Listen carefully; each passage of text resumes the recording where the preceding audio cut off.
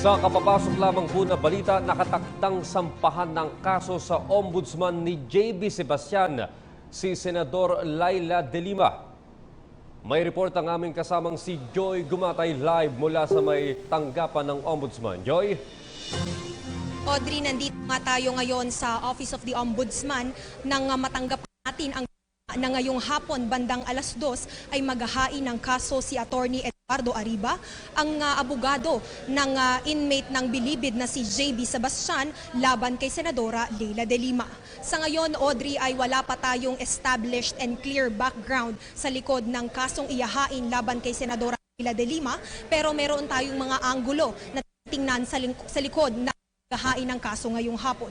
Una ay ang naganap na riot sa New Bilibid Prisons last week, Wednesday, kung saan namatay si Tony Co, nag-agaw buhay si Peter Co at nakatanggap nga ng multiple stab wounds itong si JB Sebastian. At ayon kay House Speaker Leon Alvarez, malaking factor sa likod ng naganap na riot sa New Bilibid Prisons ang pag-reveal ni Senadora Leila De Lima na di umano'y government asset itong si JB Sebastian.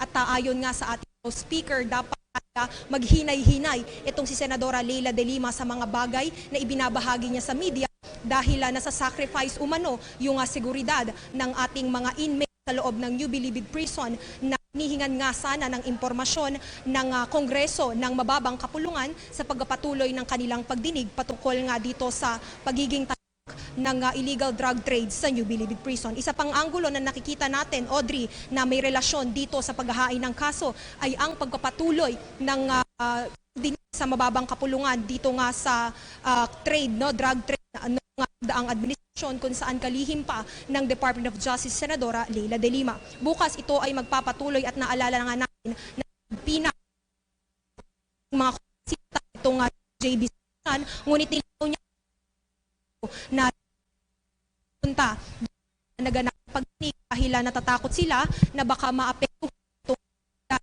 ni JB na pagdinig. Pero nilinaw ng mga kongresista na pumunta man o hindi si JB Sebastian sa pagdinig ay magpatuloy ang kanilang investigasyon patungkol sa pagiging talamak ng illegal na droga sa loob ng New Bilibid Prisons noong nagdaang administrasyon.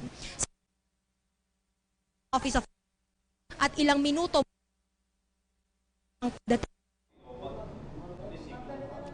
Maraming salamat, Joy Gumatay.